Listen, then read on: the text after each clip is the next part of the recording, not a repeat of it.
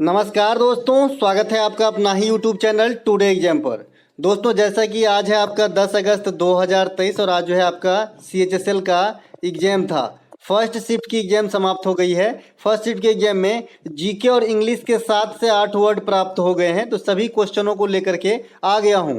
ये सभी क्वेश्चन संस्कार जी भेजे हैं, जो गाजीपुर उत्तर प्रदेश से, और एक दूसरा जो भाई साहब हैं इनका नाम फारूक हैं, ये शायद पश्चिम बंगाल से थे। ये दोनों आधे आधे करके क्वेश्चन भेजे हैं, तो इन दोनों का बहुत बहुत धन्यवाद। एक प्रश्न पूछा गया था, ताजुद्दीन फिरोज शाह की शादी किस विजयनगर शासक की पुत्री के साथ हुआ था? तो जो ताजुद्दीन फिरोज का शादी हुआ था ये देवराय प्रथम के साथ हुआ था। जैसे कि आप जानते हैं कि विजयनगर साम्राज्य की स्थापना है ना 1336 ईस्वी में हरिहर एवं बुक्का के द्वारा किया गया था। और विजयनगर साम्राज्य का पतन पूछेगा तो 1565 में तालीकोटा का युद्ध बताना है। विजयनगर साम्राज्य पे कौन कौन से वंश शासन किए? तो 4 वंशों का नाम बताना है, तुलुब, सुलुब, है ना, संगम और अरबिदु। तो ये चारों वंश का नाम बता देना है विजयनगर साम्राज्य के रिलेशन में। विजयनगर साम्राज्य किस नदी के मतलब किनारे जो है फला फूला? तो आपको बताना है जी तुंगभद्रा नदी के किनारे। तो ये सभी बात विजयनगर साम्राज्य के बारे में था। विजयनगर साम्राज्य में सबसे प्रतापी राजा का नाम जब आता है तो कृष्णदेव राय हम बताते हैं। कृष्णदेव राय का जो मंत्री परिषद था इसे अष्टप्रधान कहा जाता है। ये तो था ट्रैक से हटके क्वेश्चन। अब ये वाली क्वेश्चन से जो आने वाले शिफ्ट में आपको क्वेश्चन देखने को मिलेगा, मतलब आने वाली एग्जाम्स में, क्योंकि भाई मैं सिर्फ इसी एग्जाम को लेकर नहीं पढ़ाता, आपको जहां भी एग्जाम दोगे वहां पे ये कंटेंट पॉइंट टू पॉइंट आएंगे, ये तो गारंटी है। और आ भी रहे होंगे, और ये आप भी जानते हैं, मैं भी जानता हूं, और जो जो देखते हैं वो सब जानते हैं। ठीक है, तो चंद्रगुप्त मौर्य की शादी अब किससे हुई थी? क्योंकि ये भी थोड़ा सा अलग लग रहा है। सेलुकस निकेटर की पुत्री हेलेना के साथ हुआ था चंद्रगुप्त मौर्य की शादी। ठीक है, जहांगीर की शादी मेहरू निस्सा से हुआ था जहांगीर की शादी। जहांगीर को आप कैसे जानते हैं? सलीम के नाम से जानते हैं। जहांगीर को हम न्याय के जंजीर के लिए जानते हैं, न्याय के जंजीर के लिए जानते हैं। जहांगीर को हम मुगल काल में चित्रकला को अर्श से अर्श तक ले जाने के लिए जानते हैं। जहांगीर के काल में हम श्रीनगर यानी जम्मू में कहिए या फिर अभी वर्तमान में जो भी कहिए, श्रीनगर कहिए, वहां पे जो आपका शालीमार बाग है इसके लिए जानते हैं। तो ये है भैया जहांगीर। ठीक है, इसके अलावा अकबर की शादी किससे हुई थी? थोड़ा ये भी अलग लग रहा है। अकबर की शादी जो है जोधाबाई से हुआ है। आपने जोधा अकबर पिक्चर भी देखा होगा। ऋतिक रोशन अकबर का रोल किए हैं और हीरोइन मुझे अभी याद नहीं आ रहा है। अगला प्रश्न, प्रेसाइज के सिनोनिम्स पूछ लिया था। भाई प्रेसाइज क्या होता है? प्रेसाइज क्या होती है? प्रेसाइज होती है सटीक, है ना, ज्यादा बातों को बढ़ाते हुए नहीं, एकदम शॉर्ट में कोई चीज कहना, शॉर्ट नोट बनाना, प्रेसाइज नोट, है ना। तो इसका क्या क्या होता है? तो सीनो इसका ब्रीफ हो सकता है ना, बोलता है भाई मैं आपको जो है ब्रीफली बताता हूं, मतलब मैं आपको शॉर्ट में समझाना चाहता हूं, है ना। इसके अलावा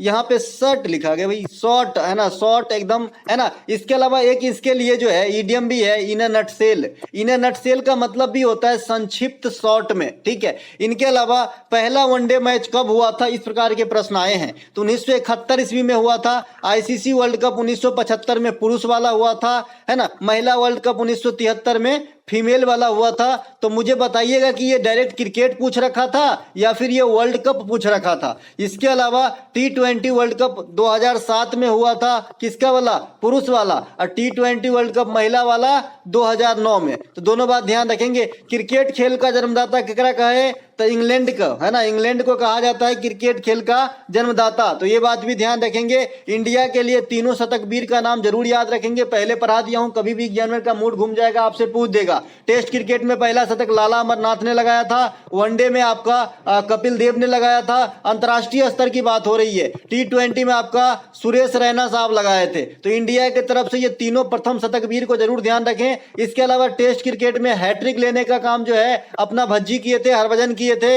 एक टेस्ट पारी में सभी 10 विकेट लेने का कारनामा अनिल कुंबले साहब करके विश्व के दूसरे बॉलर बन गए थे। पहले कौन है? जिम लेकर जो है विश्व में पहले ऐसे बॉलर हुए जो पहले 10 विकेट ले लिए टेस्ट क्रिकेट के एक पारी में, सभी 10 विकेट। ठीक है, फिर बने अनिल कुंबले साहब, और अभी जो है हाल ही के वर्ष में पिछले साल अयाज पटेल बना था न्यूजीलैंड का। तो 3 ही खिलाड़ी अब तक ऐसे हैं जो टेस्ट क्रिकेट के 10 विकेट ले लिए हैं एक पारी का। ठीक है, कथकली, एक आपसे पूछा गया है कि किस नृत्य में कलाकार सॉन्ग स्वांग होगा एक्चुअली, ये स्वांग या मुखौटा लगाकर नृत्य करते हैं। एक्चुअली इस क्वेश्चन का लैंग्वेज क्या है, कोई नया क्वेश्चन नहीं है, पुराना क्वेश्चन है कि किस नृत्य में महिलाएं स्वांग या मुखौटा लगाकर नृत्य का प्रदर्शन करते हैं। तो ये आंसर हो जाएगा कथकली जी। कथकली में जो बड़ा बड़ा मुखौटा, जैसे आपने ये पिक्चर आया था, ये क्या कंतारा ऐसा कुछ नाम है इस पिक्चर में, तो इसका भी सीन दिखाया गया, हालांकि उसमें भूतकोला को दर्शाया गया है, लेकिन जो ये मुखौटा वाला है ऐसे मंडप टाइप का, सरस्वती माता के पीछे रहता है ना ऐसा मुखौटा टाइप का, वैसे पहनते हैं आगे ये मुख पे। ठीक है, तो ये कथकली आंसर हो जाएगा। इनके अलावा शास्त्रीय नृत्य 8 है आपके, भरतनाट्यम, कुचिपुड़ी, कथकली, मोहिनीअट्टम, सतरिया, मणिपुरी, ओडिसी, कथक। ठीक है, इसमें जो है आपसे यहां से भी कई सारे क्वेश्चन आने वाले दिन में राइज होंगे, यहां पे लिख लो कहीं नोट में, किसी रफ नोट में लिख लो, मैं बता रहा हूं कौन कौन से क्वेश्चन आने वाले समय में आने वाले हैं यहां से। ठीक है, हल्के में न लेना चाहिए। ये कथक नृत्य है, इसकी क्या फैसिलिटी है भाई, क्या विशेषता है, इसकी क्या विशेषता है कि जितने भी शास्त्रीय नृत्य इंडिया में है ना, ये सब किसी न किसी रूप में हिंदू धर्म से जुड़े हुए हैं। ठीक है, लेकिन कथक एकमात्र ऐसे शास्त्रीय नृत्य हैं इसमें हिंदू के साथ साथ मुस्लिम धर्म के कल्चर को भी अपनाया गया है। तो एक तो सबसे बड़ी अंतर जो है यहां से ये निकल के आया। इसके अलावा कथक से और क्वेश्चन आता है कि किस बंगाल के नवाब को इनको जो है संरक्षण प्राप्त था, तो बाजिद अली शाह का जो है इनको संरक्षण प्राप्त था। इसके अलावा ओडिसी, ओडिसी पहले मंदिरों में किया जाता था उड़ीसा के अंदर, बाद में जो है इसे कई गुरु मिलकर जो है लोकप्रिय बनाए, और ओडिसी भी बहुत पुरानी नृत्यों में मानी जाती है। और भरतनाट्यम का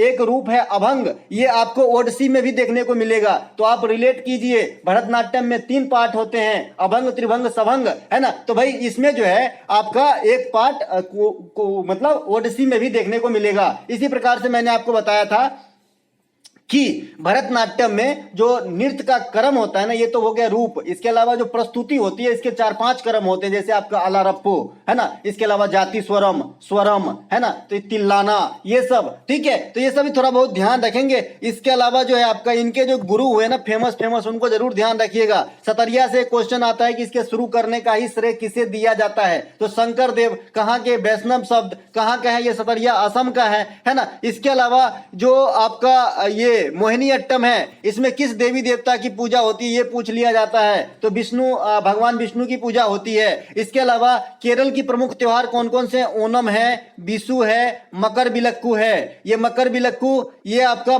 फसली त्योहार है, विशु नववर्ष में मनाए जाने वाली त्योहार है, ओनम प्रमुख त्योहार है। ओनम जो है 10 दिनों तक मनाई जाती है, ध्यान रखेंगे। इनके अलावा सबसे अधिक साक्षरता और सबसे अधिक लिंगानुपात सेंसस जो हमारा हुआ पिछला 2011 में, इसके अनुसार केरल जो है टॉप पे है। सबसे कम शिशु मृत्यु दर भी केरल का ही है, सबसे अधिक महिला साक्षरता भी केरल का है, सबसे अधिक पुरुष साक्षरता भी केरल का है। एक प्रश्न आपसे OWS में पूछ लिया है, वन वर्ड सब्स्टिट्यूशन में, one who kill one's king और क्वीन, या फिर जो इनके मजेस्टी होते हैं उनको अगर आप मार देते हैं तो उसे क्या कहा जाता है, रिजीसाइड। ये जो साइड है, अगर किसी भी शब्द के अंत में साइड लग गया है मतलब इसका मतलब मृत्यु से है। जैसे आपने फैट्रीसाइड लगा दिया, फैट्रीसाइड, FATR वाला फैट्रीसाइड, तो इसका मतलब होता है भाई का हत्या। ठीक है, अगर आपने सोरोरीसाइड लगा दिया तो सोरोरीसाइड का मतलब होता है बहन की हत्या। आपने पैट्रीसाइड लगा दिया, पैट्रीसाइड का मतलब पिता की हत्या। आपने एपीसाइड लगा दिया, एपीसाइड का मतलब मधुमक्खी की हत्या। आपने सुसाइड लगा लिया, सुसाइड का मतलब आत्महत्या, है ना। इसके अलावा जो आपने और भी बहुत सारे आप साइड लगाते जाइए, आपको जो है मिलता जाएगा, है ना, हत्या वाला ये चीज है। इसके अलावा एक होता है जी कार्नेज, कार्नेज भी होता है ना, बहुत बड़ी संख्या में हत्या। एक होता है आपका जेनोसाइड, GENO, जेनोसाइड होता है। ये जेनोसाइड का मतलब बड़ी मात्रा में नरसंहार। ठीक है, तो ये बात भी ध्यान रखेंगे। इसके अलावा एक होमिसाइड होता है ना, सुसाइड होता है ना। इसके अलावा स्वतंत्रता, समानता और मानव बंधुत्व किस क्रांति से लिया गया है, फ्रांस की राजक्रांति 1789 में हुआ था। इसी राजक्रांति में आपका बैस्टिल डे के रूप में सेलिब्रेट किया जाता है 14 तारीख को, तो ये बात भी ध्यान रखेंगे। फ्रांस में यूनेस्को का मुख्यालय है, स्थापना इसकी 1945 के अंदर हुआ था, और एफिल टावर भी फ्रांस में है। कहा जाता है कि गर्मियों के दिन में फील्ड टावर बदल जाते हैं। अब कभी मौका मिले तो जाऊं, हमारे घर से 3 किलोमीटर ही दूर है फ्रांस, तो आपको मालूम ही है। इनके अलावा एथेनॉल को H2SO4 के साथ गर्म करने पर क्या प्राप्त होता है? ऑप्शन में आपका एथीन दिया गया था, एथीन राइट आंसर हो जाएगा भाई। H2SO4 को और क्या क्या कहा जाता है? रसायन का राजा कहा जाता है इसे, रसायन का राजा कहा जाता है, केमिस्ट्री के किंग है आपके H2SO4। इसके अलावा इसे आयल ऑफ बेट्रियोल कहा जाता है, यानी थोथा का तेल कहा जाता है, थोथा का तेल या फिर आयल ऑफ बेट्रियोल कहा जाता है आपको, किसको, है ना, H2SO4 को। H2SO4 को आप सभी प्रकार के जो सेकेंडरी सेल होते हैं, जिसे एक बार चार्ज डिस्चार्ज हो गया तो फिर से चार्ज कर लीजिए, ऐसे सेल में आप भर के इसका इस्तेमाल करते हैं। इसके अलावा यह एक अकार्बनिक अम्ल है, ये तो आप भी जानते हैं, इसमें कहीं सी का जिक्र है ही नहीं, तो अकार्बनिक हो गया। बहुत सारे ऐसे अम्ल है जो अकार्बनिक है। इसके अलावा आपको CH3COOH को जरूर याद रखना है, एसिटिक एसिड आपसे डायरेक्ट पूछता है। Sodium carbonate, sodium bicarbonate, plaster of Paris, इसके अलावा बिरंजक चूर्ण, इसके अलावा मैग्नीशियम हाइड्रोक्साइड, ये सब की सूत्र आना चाहिए। जिंदा हुआ चूना CaO कैल्शियम ऑक्साइड, मरा हुआ चूना CaOH का होल ट्वाइस कैल्शियम हाइड्रोक्साइड, ये सब जरूर आनी चाहिए। फिर जो ये आप लगा देते हैं अंत में जोड़ देते हैं और क्या से क्या बन जाता है, इस पे मैंने चर्च कर लिया है कि कौन सा ग्रुप लगाओगे तो क्या बन जाएगा। जैसे आप CHO ग्रुप लगाओगे तो एल्डिहाइड बन जाता है, OH ग्रुप लगाओगे तो एल्कोहल बन जाता है, इस प्रकार से। ठीक है, अगला प्रश्न पूछा गया, हर्ज किसका मात्रक है? भैया रेडियो बहुत दिन से सुन रहे हैं आप, फ्रीक्वेंसी का मात्रक है हर्ज। रेडियो मिर्ची 96.5, है ना। इसके अलावा बल का ऐसा मात्रक क्या है भाई? न्यूटन। बल का CGS पद्धति में क्या होता है? डाइन होता है, CGS पद्धति में। ठीक है, ये होता है आपका डाइन होता है। ठीक है, सेकेंड ग्राम, इस प्रकार से CGS का फुल फॉर्म भी आप निकाल सकते हैं, कोई बड़ी बात नहीं है। ज्योति तीव्रता, ये ज्यादा पूछा जाता है, ज्योति तीव्रता इसका होता है कैंडला, CD। ठीक है, इसके अलावा अगर आपसे ये पूछ ले तापमान का, तो तापमान का SI मात्रक पूछेगा तो केल्विन। ठीक है, लेकिन तापमान का और भी है, सेल्सियस भी है और फ़ारेनहाइट भी है। ठीक है, तो ये बात भी ध्यान रखेंगे। इनके अलावा पदार्थ की मोल का जो पदार्थ की परिमाण की जो अगर आपका मात्रक पूछे तो मोल होता है, और ATP NTP पे 1 मोल का आयतन कितने होते हैं गैस के? 22.4 लीटर। ध्यान रखेंगे, कभी काम आ जाएगा। PV बराबर RT जो है अवस्था का समीकरण है। ठीक है, तो ये सब ध्यान रखें थोड़ा सा। इसके अलावा देश में साक्षरता दर आपसे पूछ लिया है, देश में साक्षरता दर पूछा है। 3 बच्चे से मैंने पूछा, एक बच्चा सिर्फ बताया कि जो है आपका डेकेडिकल ग्रोथ पूछा है, लेकिन 2 बच्चे ने साक्षरता दर बताया, तो मैं साक्षरता दर के साथ जाऊंगा भाई। जिसकी पार्टी मजबूत उसी के साथ चलो, हम जो है मतलब पलटू चचा है भाई, है ना। तो 2021 के अनुसार 11 के अनुसार देश में साक्षरता दर 74.04% है। 74.04% ओवरऑल है। अगर आपका पुरुष और महिला का अलग अलग बात करेंगे तो पुरुष का 82.14 और महिला का जो है 65.46% है। यहां से साक्षरता दर में एक बात जरूर बताऊं, जो यूटी की साक्षरता दर है ये सबसे ज्यादा लक्षद्वीप का है, तो ये बात ना भूलिएगा। लेकिन अगर ओवरऑल पूरे इंडिया में ही सबसे ज्यादा साक्षरता दर आपसे पूछ ले तो 94% केरल की है, 91.6% लक्षद्वीप की है। तो बताइए ओवरऑल में भी कौन आगे हुआ? तो केरला ही आगे हुआ। अगर पार्टिकुलर फीमेल की साक्षरता दर पूछे तो भी केरल आगे, पार्टिकुलर मेल की साक्षरता दर पूछे तो भी केरल आगे, लेकिन सबसे कम साक्षरता दर पूछे तो बिहार। अब इसमें बात आती है अलग बात वाली। ठीक है, अगर पार्टिकुलर मेल का साक्षरता दर पूछे तो सबसे कम बिहार मत लगाना,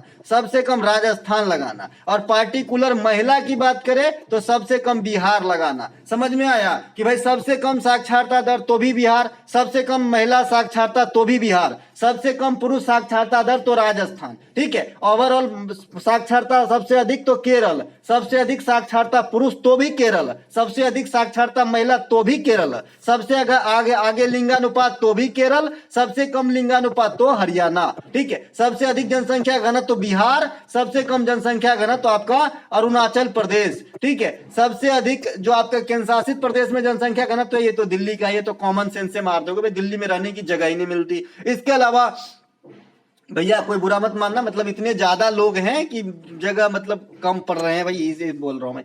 इसके अलावा देश में दशकीय वृद्धि 17.64% है, तो ये बात भी आपको ध्यान रखना है। इनके अलावा हरिप्रसाद चौरसिया पूछा है, एक बच्चे बोल रहे हैं शिव प्रसाद चौरसिया पूछे हैं। भैया शिव प्रसाद चौरसिया नहीं, हरिप्रसाद चौरसिया, दो बच्चे ने बताया, तो हरिप्रसाद चौरसिया ही पूछा गया होगा। ये आपका बांसुरी से संबंधित है, लुसेंट का पहला ही वर्ड है आर्ट एंड कल्चर का, तो इसके बारे में क्या ही बताना है ना। इसके अलावा पंडित आपका जो है निखिल सॉरी पंडित रविशंकर, निखिल बनर्जी, ये सब सितार से संबंधित है। अनुष्का शंकर, पंडित रविशंकर, निखिल बनर्जी, ये सब शुद्ध सितार से संबंधित है। इसके अलावा बिस्मिल्लाह खान शहनाई से, इसके अलावा सुखविंदर सिंह, फैयाज खान, अल्लाह रखा, है ना। इसके अलावा जाकिर हुसैन, इसके अलावा विजय घाटे, इसके अलावा ये जो आपका बनारस घराने के हैं गुदई महाराज, लच्छू महाराज, ये सभी के सभी आ जाएंगे जी तबला के अंदर, ठीक है। इसके अलावा बेनोवेलेंट का सिनोनिम्स पूछ लिया आपसे। बेनोवेलेंट मतलब क्या होता है? उदार होता है, उदार होता है, मतलब बोलते हैं ना कि बड़ा ही मतलब खुश मिजाज इंसान है, मतलब क्या है, मतलब बड़ा ही दिलदार टाइप का इंसान है ना। तो इसे क्या बोलते हैं अपन? बेनोवेलेंट बोलते हैं, उदार बोलते हैं। मतलब अब ये नहीं कि एकदम कृपन रहे, कहीं जाके कुछ खाए पिए तो पैसा देने में चले गए, हाथ धोने उधर पैसा देने की बारी आए, तो ऐसा नहीं। उदार मतलब लोगों पर दया भावना रखते हो, दान तुम पुण्य करते हो, दूसरे के काम में इंटरेस्ट लेता हो, ऐसा। तो बेनोवेलेंट का ऐसा जो भी मीनिंग देता होगा आपका राइट आंसर हो जाएगा। अल्टुरिस्ट नेचर के इंसान जो होते हैं वो बेनोवेलेंट भी होते हैं। और एक आपका बहुत ज्यादा पूछा जाता है ग्रेगारियस, है ना। ग्रेगारियस इस प्रकार से पूछे जाते हैं, ग्रेगरियस इस प्रकार से।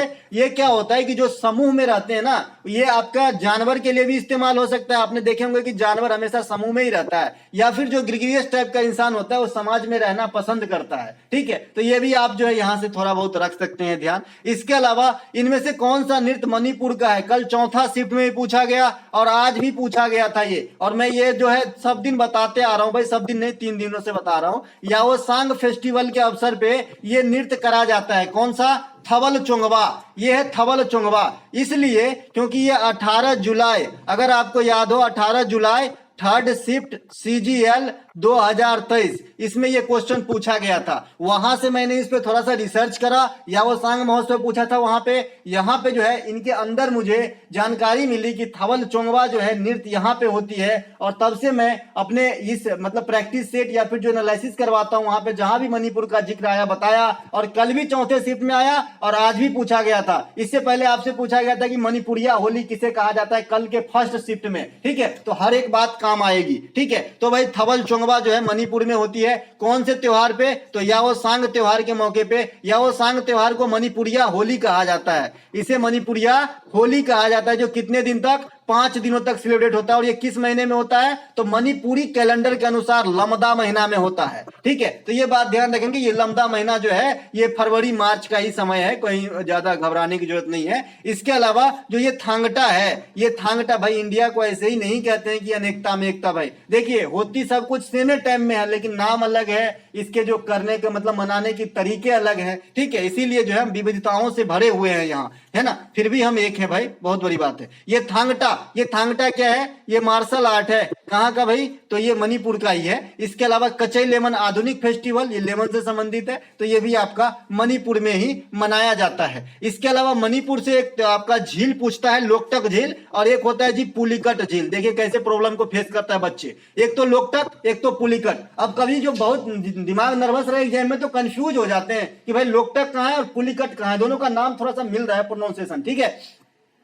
लोकटक आपके मणिपुर में है और पुलिकट आपके आंध्र प्रदेश और तमिलनाडु में है, ध्यान रहेंगे। इसके अलावा ये लोकटक झील के पास ही आपका कैबुल लामजाओ जो आपका फ्लोटिंग पार्क है, ये भी आपके मणिपुर में ही स्थित है, तो ये बात भी आपको ध्यान रखना है। इसके अलावा एक आपसे प्रश्न पूछा है, ओडिशा में रथ यात्रा किसके सम्मान में? तो भगवान जगन्नाथ के सम्मान में। आज से बताए हैं जी, रथ वाला जो यात्रा होता है ये हम कितने बताए हैं, तो गिनती कीजिए। एगो धनु यात्रा, एगो धनु यात्रा, एगो खाली यात्रा या फिर यात्रा, एगो जगन्नाथ यात्रा, एगो जगन्नाथ यात्रा, एगो मेदराम यात्रा, ठीक है। तो ये 4 गो है, हमने चारों का बताया है भाई। तो ये धनु यात्रा जो है इसे ओपन थिएटर कहा जाता है। क्या कहा जाता है? ओपन थिएटर कहा जाता है। कहाँ की है ये? तो ये उड़ीसा की है। इसके अलावा हमने कहा यात्रा, खाली यात्रा रहेगा तो पश्चिम बंगाल, खाली यात्रा रहेगा तो पश्चिम बंगाल। इसकी झलक बिहार में भी देखने को मिलती है कि दुर्गा पूजा के अंतिम दिन जो होता है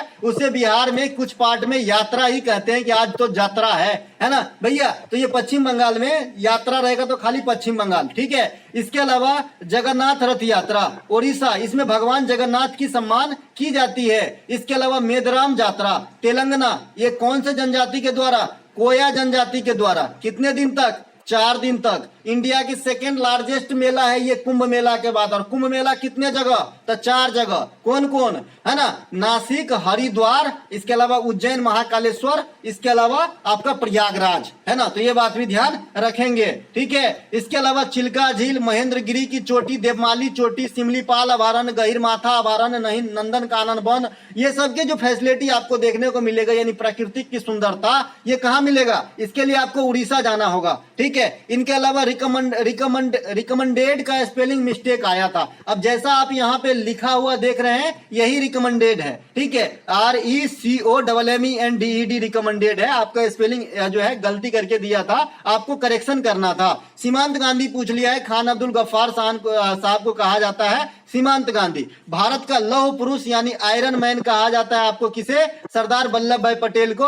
भारत का आयरन लेडी इंदिरा गांधी को। ग्रैंड ओल्ड मैन दादा भाई नौरोजी को। गुरुदेव रविंद्रनाथ टैगोर को। अब इन सब में कोई दिक्कत नहीं है, लेकिन जो गुरुदेव कहा गया ये आपका महात्मा गांधी के द्वारा कहा गया था। मोहनदास करमचंद गांधी के द्वारा जो है महात्मा की उपाधि गांधी जी को दिए रविंद्रनाथ टैगोर। अब गुरुदेव की उपाधि रविंद्रनाथ टैगोर के दिए गांधी जी। तो आदान प्रदान हुआ है। और इन्हीं से आप याद रख सकते हैं कि जब दुन्नू जो हमारे राजनेता हैं, ये जब जालियांवाला बाग हत्याकांड हो जाती है 1919 में, तो इस घटना से है ना क्षुब्ध होकर रविंद्रनाथ टैगोर जो है ये गांधी जी केसर हिंद, है ना, केसर हिंद की उपाधि और रविंद्रनाथ टैगोर नाइट हुड की उपाधि जो है अंग्रेजों के मुंह पे मारा था। ये ले भाई वापस, मैं नहीं लेता तुम्हारा, ठीक है। इन्होंने जो है वापस कर दिए थे, ठीक है। तो ये मतलब क्षुब्ध हो गए कि भाई इस प्रकार की घटना नहीं होनी चाहिए। और आज भी हमें इस बात की जो है दुख है कि भाई बहुत बड़ा जनसंहार कर दिया था जनरल ओडायर आरोपी, बाद में उसे जो है गोली मारा था उधम सिंह। तो ये बात भी ध्यान रखेंगे। अनुच्छेद 29B का संबंध किससे है ना? 39B, माफ कीजिएगा,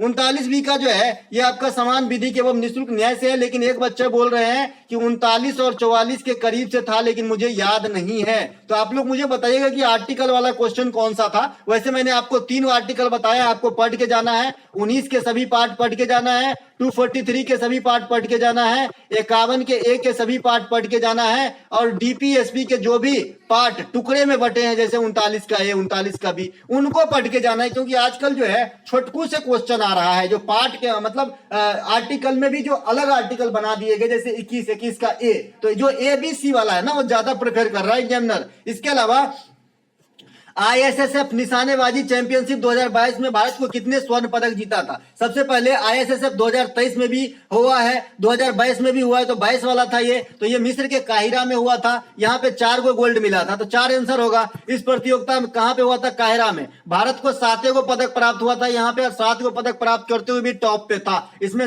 4 गो गोल्ड है, 2 गो रजत है और 1 गो जो है ब्रांज है। तो दोस्तों ये थे आज के फर्स्ट शिफ्ट के एनालिसिस, जो एकदम ओरिजिनल प्रश्नों के साथ साथ उपलब्ध हुआ हूँ। लेट होगी, है ना, प्रभु के घर में लेट है, देर है अंधेर नहीं है, सुने होंगे ना। तो लेट आएंगे लेकिन उधर पुधर का नहीं है भैया, समझ रहे हैं ना। तो मिलेंगे अगले वीडियो में। जय हिंद दोस्तों। ये पीडीएफ आपको टेलीग्राम पे मिलेगी।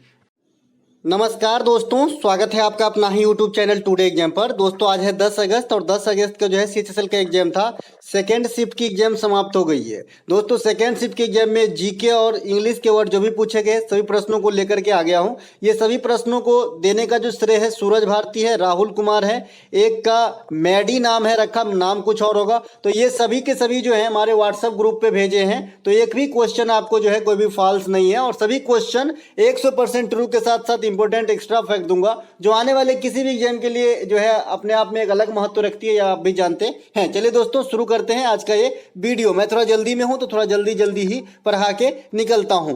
असगिरी बाई का संबंध किससे है? देखिए असगिरी बाई आपसे पूछ लिया है। ऑप्शन में आपको ध्रुपद ख्याल पंडवानी दिया था, है ना भाई। ये भी चर्चा की विषय अभी कुछ ही दिन पहले रही थी, इसीलिए पूछते हैं। एग्जाम में क्वेश्चन आने का मतलब है कि चर्चा का विषय बनना, ठीक है। तो ये ध्रुपद इसका आंसर हो जाएगा। जिन्होंने भी इनमें ध्रुपद लगाया है उनका मेरा राइट आंसर है, बाद बाकी जो लगाया उनके गलत हो गए। ठीक है, तो ध्रुपद राइट आंसर हो जाएंगे। ये कहाँ के रहने वाली है, तो मध्य प्रदेश के ओरछा साइड से बिलोंग करती है। ओरछा अगर आप जाएंगे तो वहां पे एक जो है राम राजा का मंदिर भी है, जैसे कि मुझे याद तो नहीं आ रहा है, लेकिन मैं भी गया हूँ ओरछा। ये ओरछा भी गया था मैं, पीतम्बरा देवी का मंदिर भी गया था एक ही बार, तो घूमने गया लाइफ में, है ना। तो ये जो है वहीं पे है शायद। इसके अलावा पंडवानी जो आप देखे, असगरी बाई का संबंध ध्रुपद से बता दिया, ये मध्य प्रदेश के ओरछा से है। तीजन बाई है एक, ये पंडवानी से है, बहुत बड़ी गायिका थी पंडवानी की, ये तो आप भी जानते हैं। और गिरजा देवी, इसे ठुमरी की रानी कहा जाता है। देखिए ये जो शास्त्रीय संगीत है ना, इसके अपने आप में कई सारे जो है अलग अलग राग होते हैं। जैसे आपने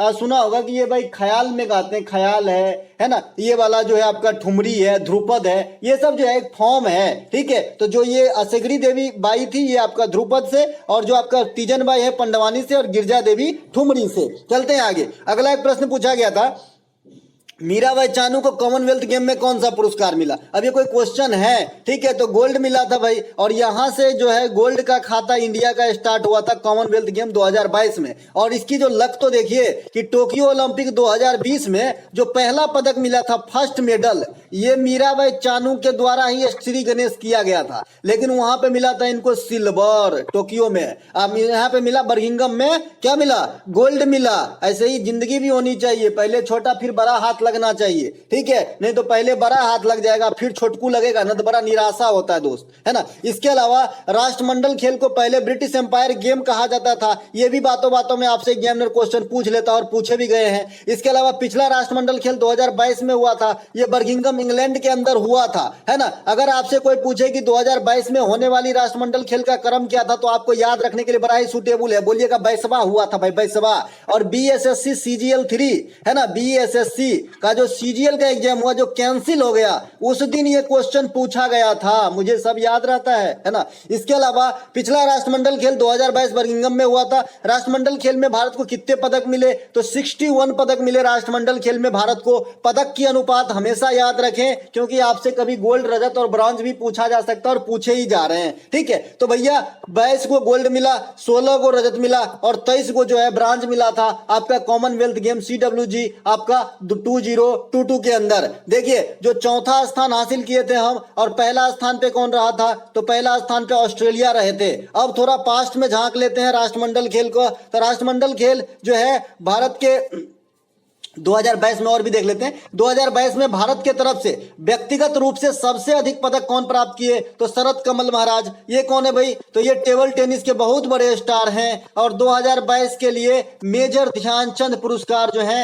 आपका किनको दिया है, शरद कमल को दिया गया है, एकमात्र खिलाड़ी हैं। तो ये बात भी ध्यान रखेंगे। व्यक्तिगत रूप से इन्होंने 4 पदक अकेले जीत लिया, 61 में 4 गो योगदान जो है खाली शरद कमल साहब का है, जिनमें 3 गो गोल्डे है। बताइए कितने महान काम किए। इनके अलावा जो आपका मेजर ध्यानचंद पुरस्कार है, इनका नाम कब चेंज हुआ, तो 2021 में। पहले इसकी शुरुआत कब हुई थी, 1991 में। किस नाम से, राजीव गांधी खेल रत्न पुरस्कार के नाम से। पहला किसे दिया गया था, विश्वनाथ आनंद साहब को।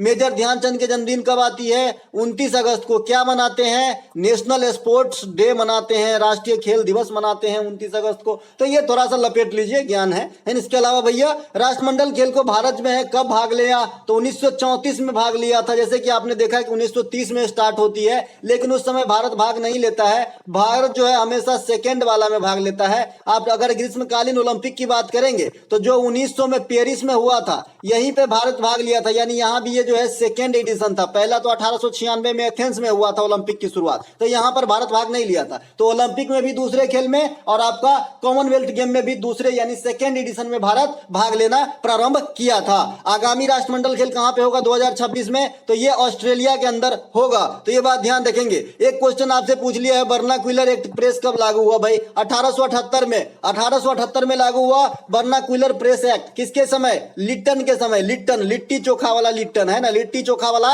लिट्टन के समय आपका क्या हुआ, वर्नाक्यूलर एक्ट जो है लागू हो गया। इसमें क्या कहा गया था, कोई बता सकता है, मैं बताता हूं, है ना भैया। इसमें कहा गया था कि कोई भी जो पत्रकारिता है यह स्थानीय लैंग्वेज में आप नहीं कर सकते हैं, यानी यानी पत्रकारिता पे तो अंकुश था ही इनडायरेक्टली, लेकिन डायरेक्ट कहा गया था कि आप स्थानीय लैंग्वेज में नहीं करेंगे। इससे क्या होता था कि जो थोड़ा भी पढ़े लिखे हैं, जैसे मान लीजिए अब हम थोड़ा पढ़े लिखे हैं तो पत्रकारिता रहेगा इंडियन भाषा में तो हम पढ़ लेंगे ना, खास करके हिंदी में, और आप छाप दीजिएगा तमिल में तो हम पढ़ पाएंगे। तो ऐसे ही बोल रहा था ये कि भैया स्थानीय में मत छापो, छापना तो अंग्रेजी में छापो, ठीक है। तो ये अंकुश लगाना था इस पे, मतलब पत्रकारिता पे, ताकि हम अधिक से आराम शान से शासन कर सके। इसके अलावा लॉर्ड लिटन के समय 1878 में, अच्छा ये समाप्त कब होती है, तो ये समाप्त कौन करता है, तो ये समाप्त करता है आपका रिपन बाबा। रिपन बाबा कुछ अच्छे काम किए इंडिया के अंदर, इसीलिए जो है इसे लॉर्ड कहने में कोई दिक्कत नहीं है। लॉर्ड रिपन ने किया था। आर्म्स इंडिया एक्ट 1878, ये भी लिटन के समय में आया था। इसके अलावा भारतीय प्रेस का मुक्तिदाता किसे कहा जाता है, चार्ल्स मेटकॉफ को कहा जाता है, तो ये ध्यान रखेंगे। इसके अलावा प्रेस की स्वतंत्रता फंडामेंटल राइट के थ्रू किस आर्टिकल में है, तो 19 में है। 19 के आर्टिकल के अपने आप कितने पार्ट हैं, तो 6 पार्ट है बेसिक। 19 के ए है जिसमें प्रेस की स्वतंत्रता है, बी है, सी है, इस प्रकार से अब तक है। इनके अलावा रिपन के समय ही लगातार जनगणना जो है ये आपका 10 वर्षों से होने लगा है। तब से लेकर आज तक हमारे यहाँ जो है एक नियम है कि 10 वर्षों पे लोगों की जनगणना, लोगो लिख दिया भाई, लो जी पीपल नहीं लिखेंगे, लोगो, ठीक है। लोगों की जनगणना 5 वर्षों पे क्या होता है भाई, कृषि जनगणना। अगर आपसे कोई कहे कि एग्रीकल्चर वाला जो सेंसस होती है ये कितने समय पे, तो 5 वर्षों पे। और पेड़ पौधे का संरक्षण कितने वर्षों पे होती है, तो 2 वर्षों पे। एक एक बात एक एक मोती है आपके लिए, समझ लीजिए भैया, जब तक आप एग्जाम दे रहे हैं, है ना। और एक बच्चे ने आज टेलीग्राम पे मिठाई खिलाने के लिए आमंत्रित किए हैं, जिनका नाम या आप देखे होंगे टेलीग्राम ग्रुप में ड्रैगन लिखा रहता है, लेकिन मैंने इससे इनका ओरिजिनल नाम पूछा है तो इनका नाम प्रेम सिंह मीना जी है। बहुत बहुत धन्यवाद मीना जी, आपको जो है नए ये जो सफर आपका शुरू हो रहा है, यहाँ से आप जो है एक पूर्णतः जिम्मेवार जो है इंसान बन जाते हैं, जब आप खुद ही कमाते हैं, खुद ही जोड़ते हैं अपनी खर्चा और कुछ और को सहायता भी करते हैं। तो बहुत बहुत धन्यवाद आपका इस न्यू लाइफ के लिए, और अभी तरक्की कीजिए और हमें भी मिठाई खिलाइए। हम आएंगे तो आपसे मिलेंगे जरूर, ये मैंने आपने कमिटमेंट किया है, तो जरूर मिलेंगे। हम आएंगे भाई, एक बार जयपुर घूमना है मुझे, है ना। इसके अलावा विधि द्वारा स्थापित प्रक्रिया कहां से लिया गया है, ये आपसे पूछ रखा है भैया। विधि द्वारा स्थापित प्रक्रिया जो है ये जापान के संविधान से लिया गया। अच्छा एक चीज छूट गया, वहां पे इंपोर्टेंट है ना भैया। जो पहली जनगणना हुई थी ना, ये 1872 में हुई थी। किसके समय, मेओ के समय, ठीक है, मेओ के समय हुआ था। और इसी मेओ की हत्या अंडमान में हुई थी, ठीक है। तो ये दोनों बात बताना था, इसीलिए बैक आए, नहीं तो बैक नहीं आते। चलते हैं आगे। इसके अलावा विधि द्वारा स्थापित प्रक्रिया कहां से लिया गया था, जापान के संविधान से। देखिए विधि का शासन एक है, मैं हर दिन बताया था, विधि की शासन जो है ये खाली लिया गया है कहां से, ये लिया गया इंग्लैंड से।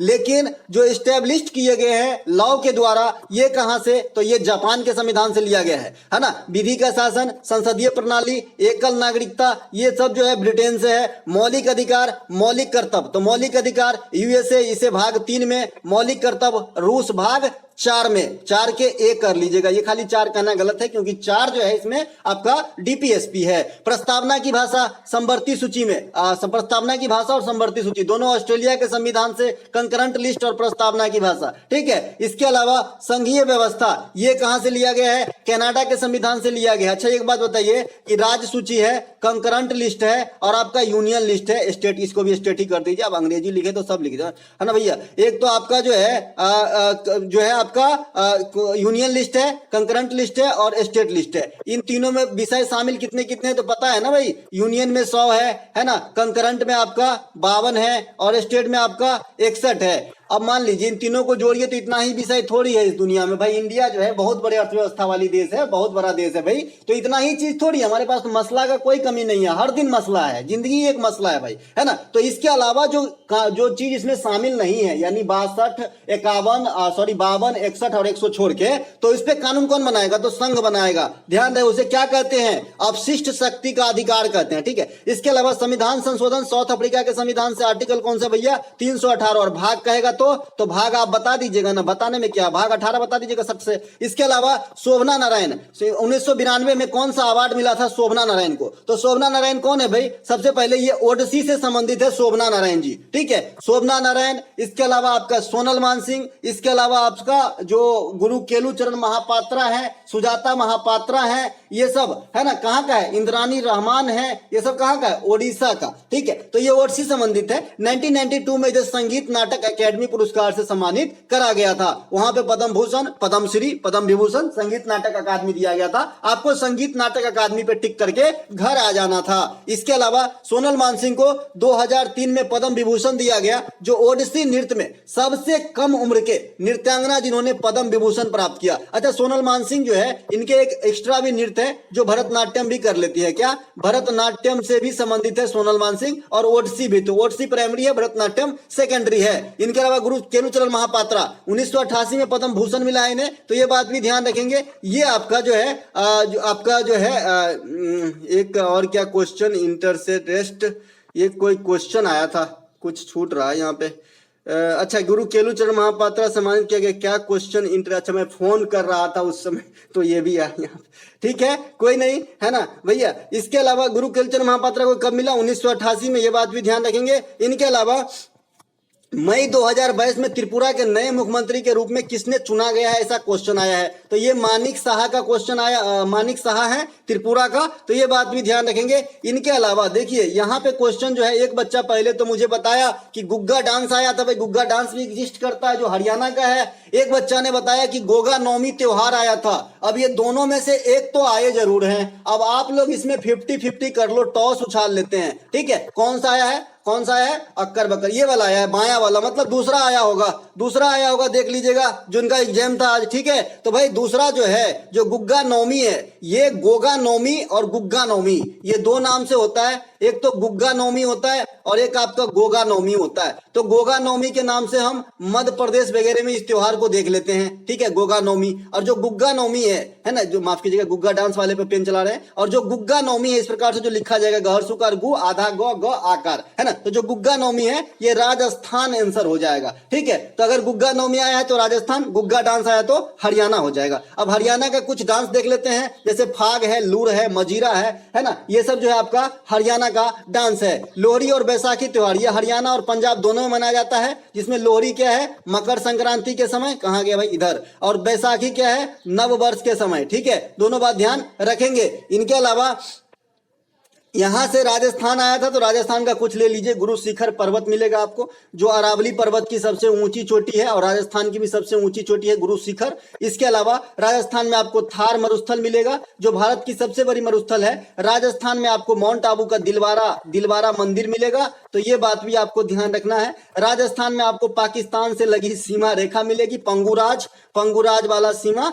है ना, पंजाब, गुजरात, राजस्थान, इस प्रकार से, है ना। तो ये जो राजस्थान भी आ जाएंगे इसमें, तो पाकिस्तान वाली सीमा मिलेगी। राजस्थान के अंदर आपको एसवारिया तेल क्षेत्र मिलेगा। कई बार एग्जाम में पूछा गया है, क्योंकि लोग लगता है कि राजस्थान में तो तेल क्षेत्र होना ही नहीं चाहिए, लेकिन है भाई, एसवारिया और मंगला तेल क्षेत्र है राजस्थान के अंदर। भारत में तेल की पहली खुदाई कब हुई थी? तो 1901 में। कहां पर? डिगबोई में। डिगबोई कहां पे है? असम के अंदर है, 1901 में। और क्या हुआ है? नोबेल पुरस्कार की शुरुआत हुआ है। तो हम ऐसे चलते हैं एकदम जिगजैग मोशन में, सांप के जैसा। ठीक है भैया। इसके अलावा समान मेघ वाली रेखा को जोड़ने वाली रेखा क्या कहलाती है? बहुत दिनों के बाद याद की हो मित्र, है ना। तो भाई इन्हें कहता है आइसोनेफ। क्या कहते हैं? आइसोनेफ, है ना। समान ऊंचाई वाली बिंदुओं को मिलाने वाली रेखा आइसोहेप्स, यहां पे स्टार लगा रहा हूं, बाद में समझाता हूं। समान लवणता वाली रेखा आइसोहेलाइन, समान वर्षा वाली रेखा आइसोहाइट्स। अब क्या स्टार का क्या मतलब हुआ, समझ गए होंगे कि भाई जो वर्षा वाला है ना, उसमें हाइट्स नहीं बोलते, तुम्हारी हाइट कितनी है भाई, है ना। तो हाइट कहां होना चाहिए? ऊंचाई वाला में नहीं, ऊंचाई वाला में मत डालिएगा, गलती हो जाएगी। आइसो हाइट्स जो है ये वर्षा वाला है, या फिर इसे ही कंटूर लाइन कहते हैं। क्या कहते हैं? कंटूर लाइन कहते हैं। ठीक है। और जो समान ऊंचाई वाला होता है ना, उसे आइसोहेप्स कहते हैं। ठीक है, तो ये बात भी ध्यान रखेंगे। अच्छा, आइसोहेप्स को कंटूर लाइन कहते हैं। एक सेकेंड, कंटूर वाला बात को जो है आइसोहेप्स, समान ऊंचाई वाले को कंटूर कहते हैं, या फिर आइसोहेप्स कहते हैं। आइसोहाइट्स वर्षा वाले को कहते हैं। ठीक है, तो ये बात भी ध्यान रखेंगे। समान लवणता वाले को आइसोहेलाइन कहते हैं। आपके जो है, जो महासागर है, इसकी लवणता की जो औसत है, ये भी आपसे पूछ लिया जाता है, तो आप क्या बताएंगे? 35 ग्राम प्रति 1000 ग्राम वाटर। ठीक है, यानी 1000 ग्राम वाटर में 35 ग्राम नमक मिल जाएगा समुद्री पानी में। ठीक है, जो समान ताप वाले जोड़ने वाली जो रेखा है, समान ताप वाली, इसे क्या कहेंगे? आइसोथर्म। देखिए आइसो कॉमन है, आगे जो है आपको जोड़ना है कि ये किससे, वैज्ञानिक भाषा में इसे क्या कहते हैं? थर्म, टेम्परेचर, थर्मामीटर बनाए ना भाई, है ना। तो ऐसे ही मिला के जो है आप कर सकते हैं। जैसे बहुत गहराई है, आइसोबाथ है, आइसोथर्म है ना। तो ये सब आइसोनीफ है है ना, ये सब ध्यान रखेंगे। जनगणना 2011 के अनुसार आपसे पूछा गया है कि ग्रामीण जनसंख्या का परसेंटेज कितनी है। देखिए पहले शहरी पूछा था, मैंने कहा शहरी पता हो तो ग्रामीण निकल जाएगी, घटा लीजिएगा। तो भाई शहरी कितनी है हमारे यहाँ 32% के करीब है। तो जो हमारा ऑप्शन 68 से 70 के बीच में एग्जिस्ट करता है वही हमारा राइट आंसर है। तो बताइएगा कि इसमें ऑप्शन क्या था। लिंगानुपात कितनी 943, डेंसिटी कितनी है 382, डेकेडिकल ग्रोथ कितना है 17.64, लिटरेसी रेट कितना है 74.04, मेल लिटरेसी रेट कितना है 82.14, फीमेल लिटरेसी रेट कितना है भैया 65.46, है ना। इसके अलावा और भी कुछ छूटा और कुछ नहीं छूटा। चलते हैं आगे, जनगणना के बारे में पारंगत हो गए, महारथी हासिल हो गए आप लोगों को। इसके अलावा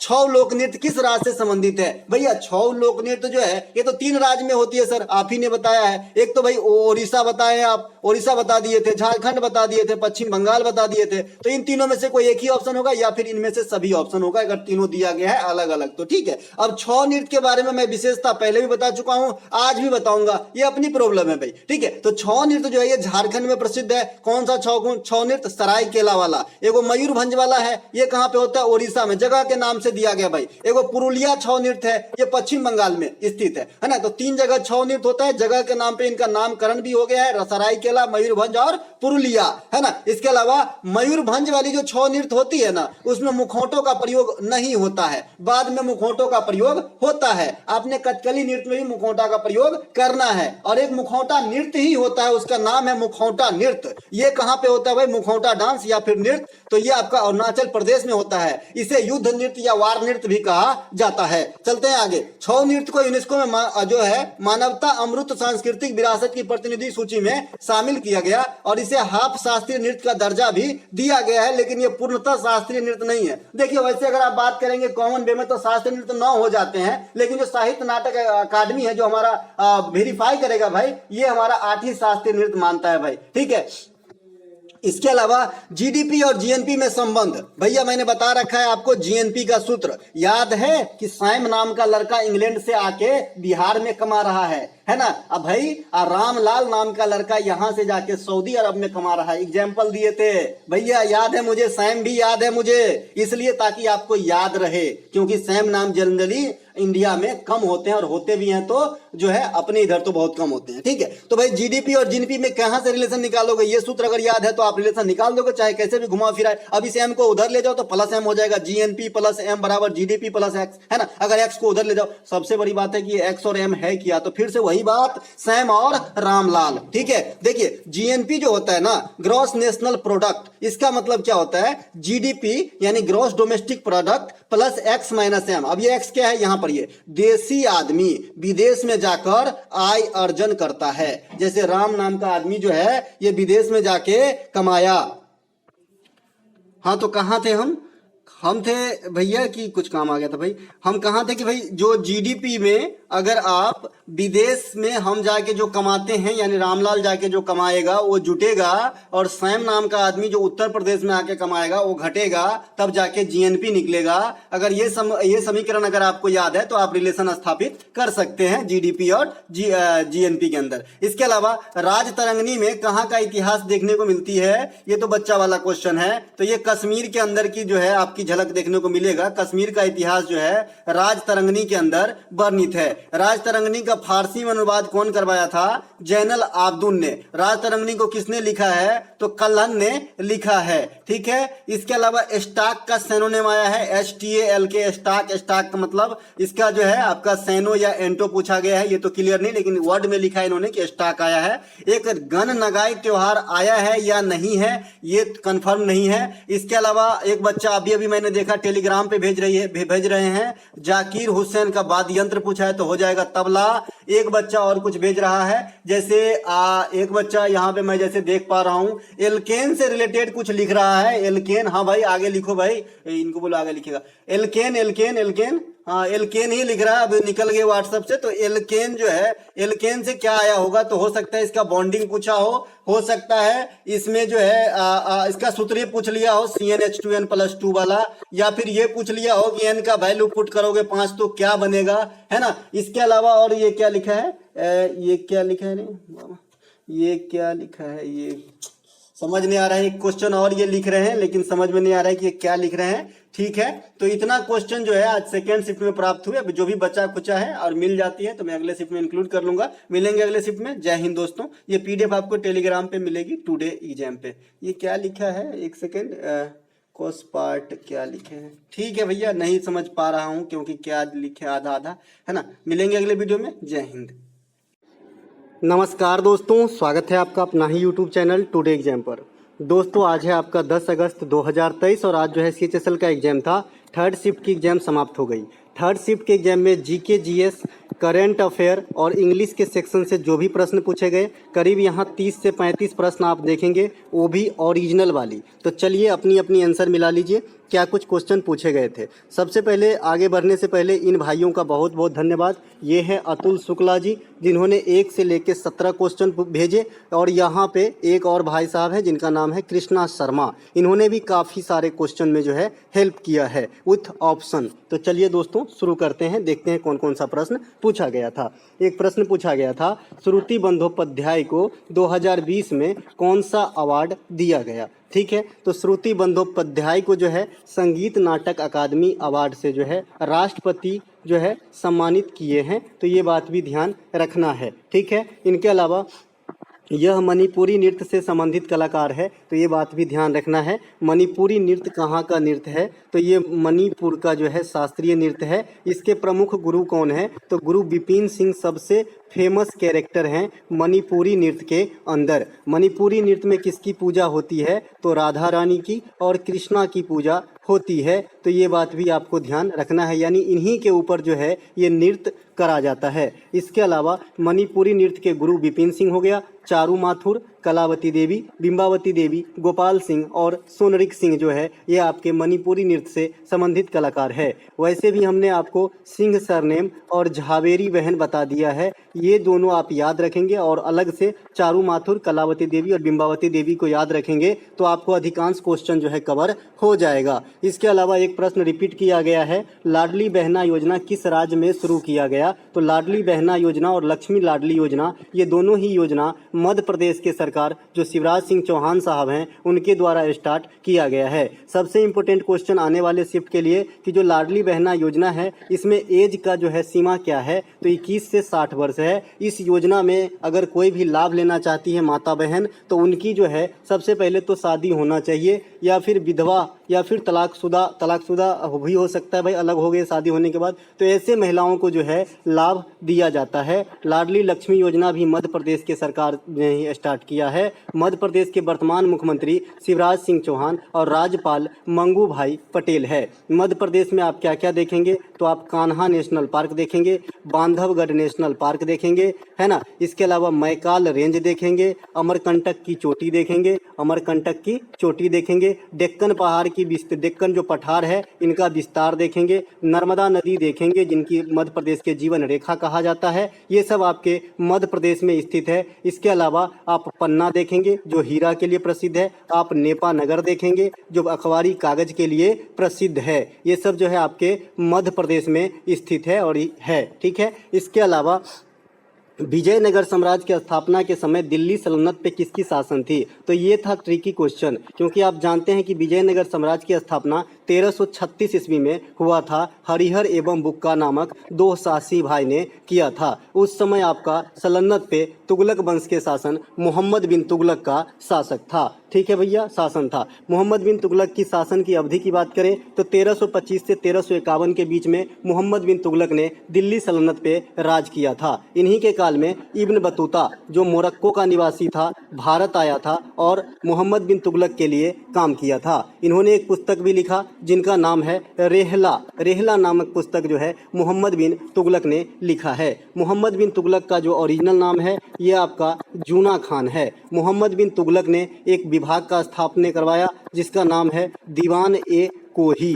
ये विभाग कृषि विभाग से संबंधित था। इसका मतलब मोहम्मद बिन तुगलक कृषि में इंटरेस्ट रखते थे। विजयनगर साम्राज्य के 4 वंश ने शासन किया। ये कौन है? तुलुब है, सुलुभ है, अरबिदु है और संगम वंश है। सबसे प्रतापी राजा कौन हुए? कृष्णदेव राय, विजयनगर साम्राज्य के। ठीक है, कृष्णदेव राय के मंत्री परिषद को अष्टप्रधान कहा जाता है। इसके अलावा शिवाजी के माफ कीजिएगा, अष्टदिग्गज कहा जाता है। ठीक है, अष्टदिग्गज जो है ये आपके कृष्णदेव राय, अष्टप्रधान जो है ये शिवाजी के मंत्री परिषद को कहा जाता है, नवरत्न जो है ये अकबर के मंत्री परिषद को कहा जाता है और नवरत्न ही विक्रमादित्य यानी चंद्रगुप्त सेकंड के मंत्री परिषद को कहा जाता है।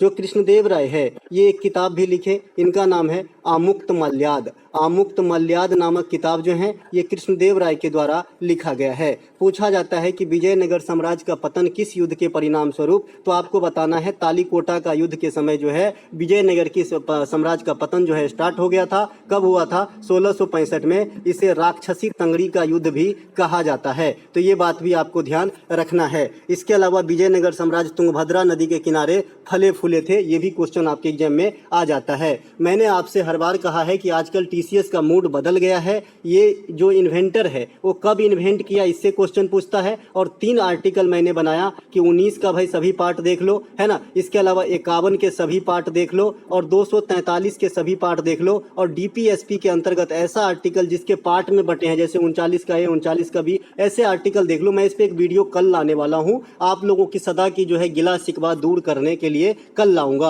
और जो भाई बंधु का सिलेक्शन 2022 सीएचएसएल में हो गया और जो मुझे बधाई दे रहे हैं, तो बधाई के पात्र आप हैं। मैं आपको बधाई देना चाहता हूं और मैं आपको खुद मिठाई खिलाना चाहता हूं भैया। तो जहां भी मिल लो, जब भी मिल लो, आप जहां भी वहीं से मिठाई खा लीजिए, मुझे क्यूआर कोड भेजिए, मैं पेमेंट कर दूंगा। ठीक है भाई। इसके अलावा रेबीज के टीके का खोज किसने किया था? तो भाई ये लुई पास्चर ने किया था रेबीज का टीके का खोज। लेकिन ये नहीं पूछा था कि रेबीज के टीके का खोज कब किया गया था। तो 1885 में 1885 में इंडियन नेशनल कांग्रेस की स्थापना भी होती है। तो ये बात भी आप ध्यान रख सकते हैं यहाँ से 1885 के रिलेशन में। इसके अलावा लुई पास्चर ने दूध के पाश्चीकरण का सिद्धांत भी किया था। अगर आपसे कोई पूछे कि पाश्चीकरण कितने प्रकार के होते हैं, तो 2 प्रकार के होते हैं, एक लो टेम्परेचर से और एक हाई टेम्परेचर से। इसी कारण आजकल आप पैकेट वाला दूध जो है इस्तेमाल कर पा रहे हैं, उसमें कीड़ा नहीं लगता है, उसका एक टाइम बॉन्डेज रहती है, उतने समय तक खराब नहीं होती है, क्योंकि उसकी बैक्टीरिया जो है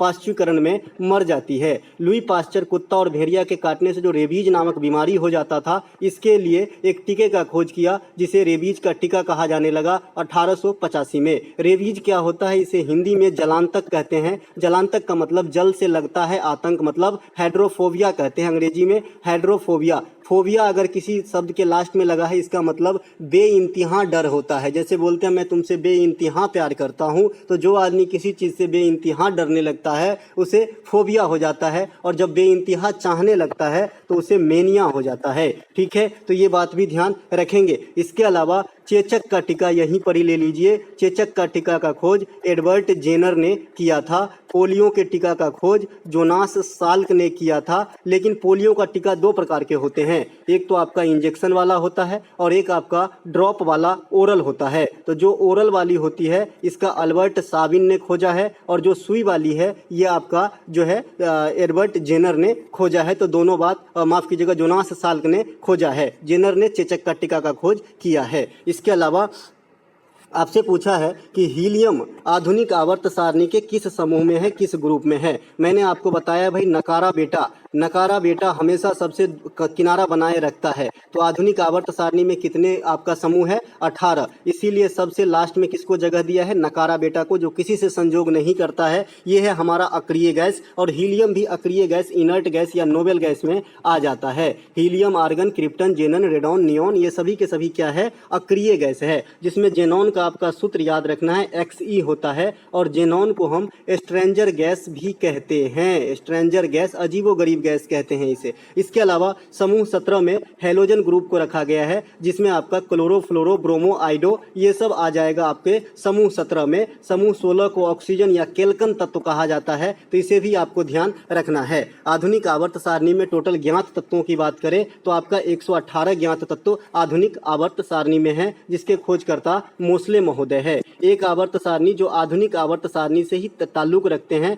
मेंडलीव महोदय ने खोजा था, लेकिन उनमें सिर्फ 63 तत्व थे, 7 आवर्त और 9 ही वर्ग थे। तो ये बात भी ध्यान रखना है। समूह 3 से लेकर 12 तक के तत्व को डी ब्लॉक एलिमेंट्स या संक्रमणीय धातु कहा जाता है। संक्रमणीय धातु जिसमें मेटेलिक गुण अधिक होती है। इसके अलावा जो 1 और 2 है इसे क्षारीय तत्व कहा जाता है या फिर एस ब्लॉक एलिमेंट्स कहा जाता है। एक आपसे एडजॉर्न्ड का सिनोनिम पूछ लिया गया है। आपने पिक्चर देखा होगा, जो मजिस्ट्रेट बाबू रहते हैं, जज साहब, वो बोलते हैं दिस कोर्ट हैज बीन एडजॉर्न्ड और 2 बार हथौड़ी पीटते हैं। इसका मतलब अब जो आज का मामला की सुनवाई था यहाँ पे स्थगित हो रहा है, यानी पोस्टपेंड हो रहा है, स्थगित कर दिया गया है, अस्थायी रूप से रोका गया है। फुलफिल का आपसे स्पेलिंग मिस्टेक पूछा गया है, तो FULFLL फुलफिल मतलब होता है क्षतिपूर्ति या फिर जो भरण पोषण कह सकते हो। फुलफिल के कई महीने में आप जो है अर्थ लगा सकते हैं। इसके अलावा कैट्स एंड डॉग का ईडियम पूछ लिया गया है। आजकल कैट्स एंड डॉग का महीना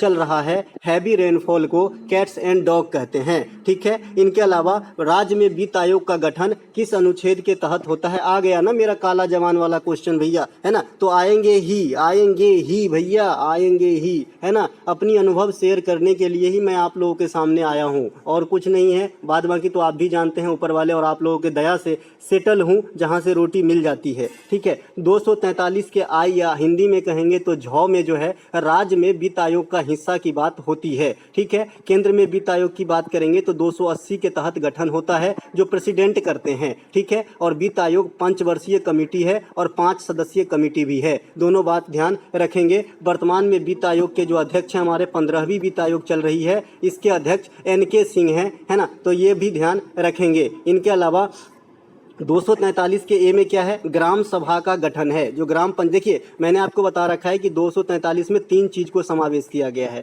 एक तो आपका ग्राम पंचायत का किया गया है, एक आपका नगर पालिका उसका बड़ा भाई, और एक दोनों मिलों के कोऑर्डिनेशन करेंगे तो सहकारी संगठन। ये तीनों चीज का वर्णन आपको कहाँ पे मिलेगा? 243 के आर्टिकल्स में, क्योंकि 243 को एक आर्टिकल नहीं है, ये ग्रुप ऑफ आर्टिकल्स हैं, ठीक है भैया। 243 के बी में ग्राम पंचायतों का गठन है। 243 के सी में पंचायत की संरचना है कि कैसे होगा। भारत में ज्यादातर जगह पे त्रिस्तरीय पंचायती व्यवस्था चलती है और त्रिस्तरीय पंचायती व्यवस्था का सिफारिश किसने किया था? तो बलवंत मेहता ने किया था। भारत में पंचायत की शुरुआत 1959 में होती है, राजस्थान के नागौर से होती है, और DPSP में जो गांधीवादी बात करी गई है उसके तहत पंचायत वाला स्टार्ट हो जाता है, जहां आर्टिकल 40 में इसकी जिक्र की गई है। इसके अलावा जो 243 का सी है ये पंचायत की संरचना डिपेंड करता है। 243 का डी जो है ये स्थानों का आरक्षण जो है वेरीफाई करता है। 243 का ई जो है ये पंचायती कार्यकाल की बात करता है कि कितनी कार्यकाल होगी। 243 का एफ है जो सदस्यता के लिए योग्यता या अयोग्यता की बात करता है, जिसमें आपका उम्र सीमा वगैरह भी आ जाएगा। तो पंचायत में आपकी एंट्री के लिए 21 वर्ष चाहिए, लोकसभा में आपको 25 वर्ष चाहिए, राज्यसभा में आपको 30 वर्ष चाहिए, विधानसभा में आपको 25 वर्ष चाहिए और विधान परिषद में आपको 30 वर्ष चाहिए। इसके अलावा 243 के जी पंचायत की पावर, इसके पास क्या पावर है, क्या जो है उनका अधिकार है, इसकी बात करता है। 243 का एच जो है पंचायत द्वारा जो टैक्स लगाया जाता है इसकी बात करता है। जैसे आपने नल का भाड़ा लगाते हो, जल का पैसा लेते हैं, बिजली का लेते हैं, तो ये जो है किसके थ्रू? ग्राम पंचायत जहाँ पे होता है वहाँ पे इस बात कर रहा हूँ। जो नगर में रहते हैं इन चीज़ों से दूर रहते हैं, नगर में नगर निगम लगाता है, यहाँ पे पंचायत लगाता है, जहाँ पे पंचायत वाली एरिया आती है, खास करके ग्रामीण एरिया। इसके अलावा 243 के आई वित्तीय स्थिति में पुनरावलोकन के लिए वित्तीय आयोग का गठन, जो ये क्वेश्चन का आधार था। 243 का जे पंचायत के लेखों की संपरीक्षा होती है। 243 का के जो है पंचायतों के लिए निर्वाचन है, ठीक है। तो ये बात भी ध्यान रखेंगे। वह जो केंद्र में नियंत्रक है वो महालेखा परीक्षक का आर्टिकल है, ये 148 है। तो ये बात भी आपको ध्यान रखना है। जो लोक लेखा समिति के द्वारा जो प्रतिवेदनाओं हैं उसकी जांच करते हैं, जैसे अभी गिरीश चंद्र मुर्मू साहब हैं। अगला प्रश्न,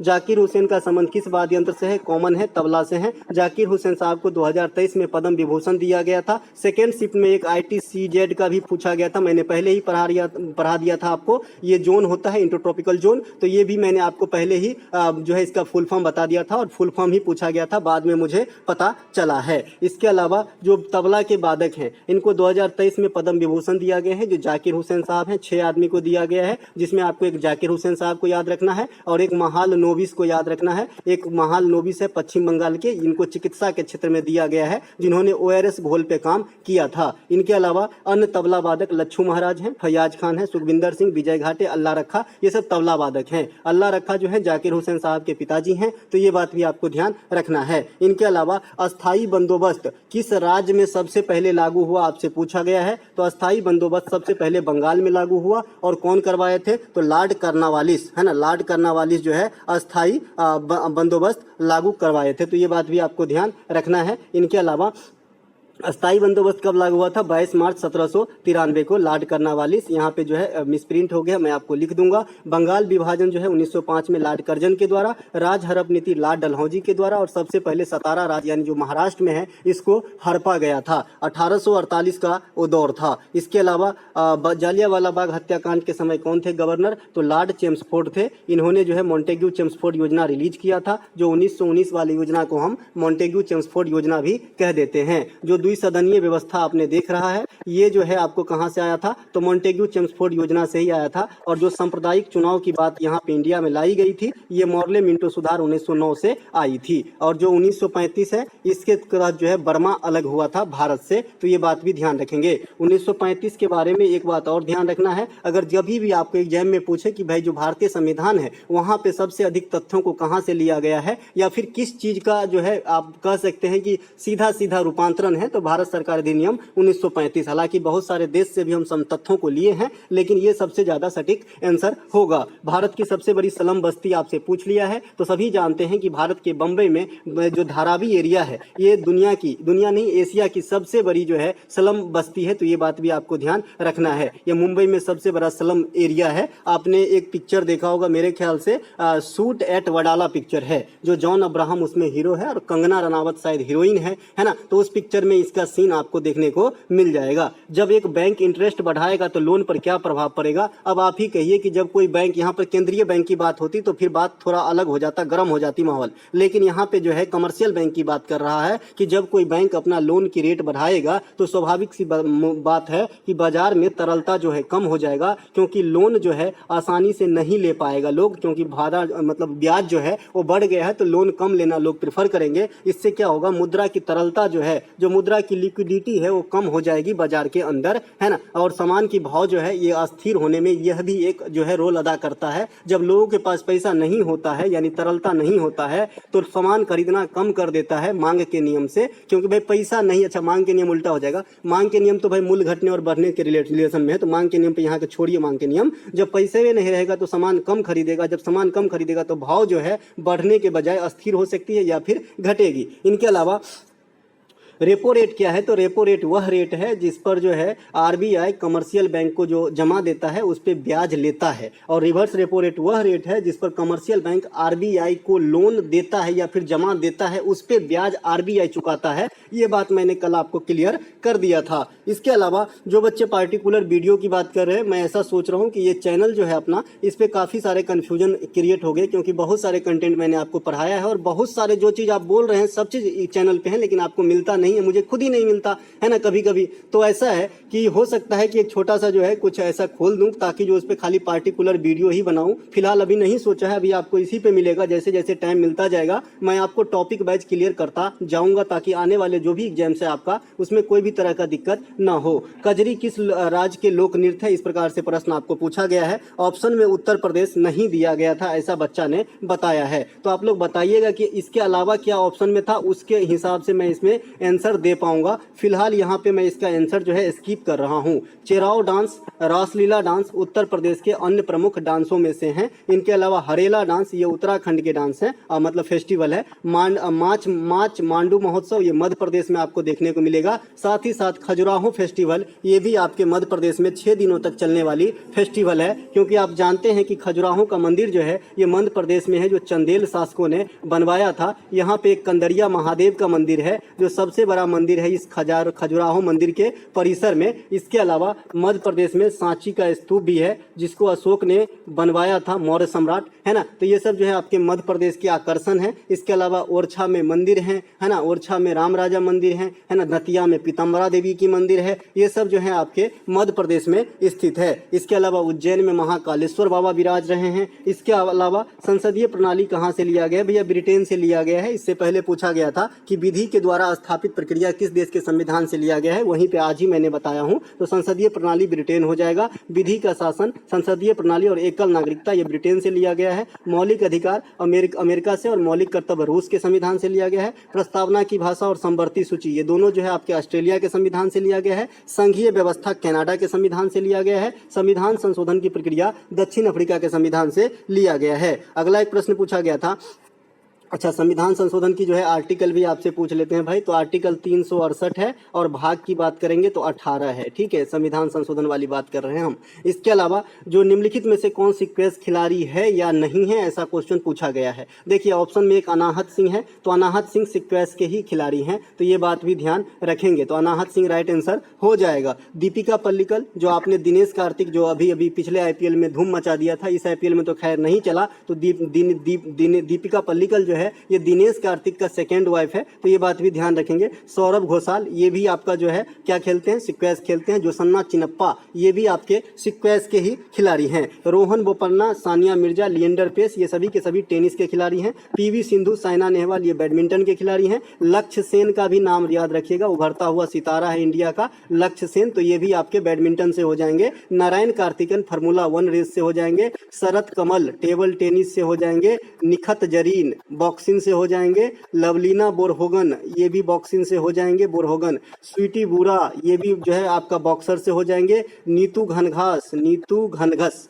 ये भी आपके बॉक्सर महिला हैं। इसके अलावा आपको याद रखना है अदिति अशोक याद रखना है, अदिति अशोक महिला गोल्फर है, तो ये बात भी आपको ध्यान रखना है। जी मिल्खा सिंह ये भी गोल्फर हैं, तो जो भी भारतीय खिलाड़ी हैं उनको थोड़ा सा ध्यान रखना है बंधु। देखिए बंधु, इसे ऐसे पढ़िए जैसे कोई कॉन्ट्रैक्ट हो, जैसे कॉन्ट्रैक्ट पे आपने घर बनते देखा होगा, जल्दी जल्दी काम करता है, तो आप भी जल्दी जल्दी पढ़ के जो है यहाँ से निकलिए। मेरे हिसाब से बेरोजगारी से बड़ा और कोई इस दुनिया में अभिशाप नहीं है, क्योंकि इस बात को मैं फील किया हूँ। और उस समय तो खैर कोई सुविधा नहीं था, कोई मतलब एक सजेशन भी बड़ी मुश्किल से मिलती थी, पुरानी किताब लेके पढ़ना पड़ता था, जो कबाड़ की दुकान होती है वहाँ से लेना पड़ता था भैया किताब, क्योंकि बड़े महंगे होते थे वो जमाना, और पैसे की जो है आप समझते ही हैं। इसके अलावा जीटी रोड कौन से 2 स्थानों को जोड़ते हैं, तो आपके ऑप्शन में पंजाब से कोलकाता, बॉम्बे से दिल्ली इस प्रकार का ऑप्शन था, तो पंजाब से कोलकाता यहाँ पे राइट आंसर होता हुआ नजर आ रहा है। क्योंकि आप जानते हैं जीटी रोड के बारे में मैं आपको पढ़ा चुका हूँ कि ये रोड न सिर्फ इंडिया बल्कि पाकिस्तान, पेशावर वगैरह इसके अलावा बांग्लादेश तक जाता है, और ये एशिया का सबसे बड़ा लिंकिंग रोड है, तो ये बात भी ध्यान रखेंगे। आपसे क्वेश्चन पूछता है कि जीटी रोड का मरम्मत कौन करवाया, भी शेरशाह सूरी ने करवाया।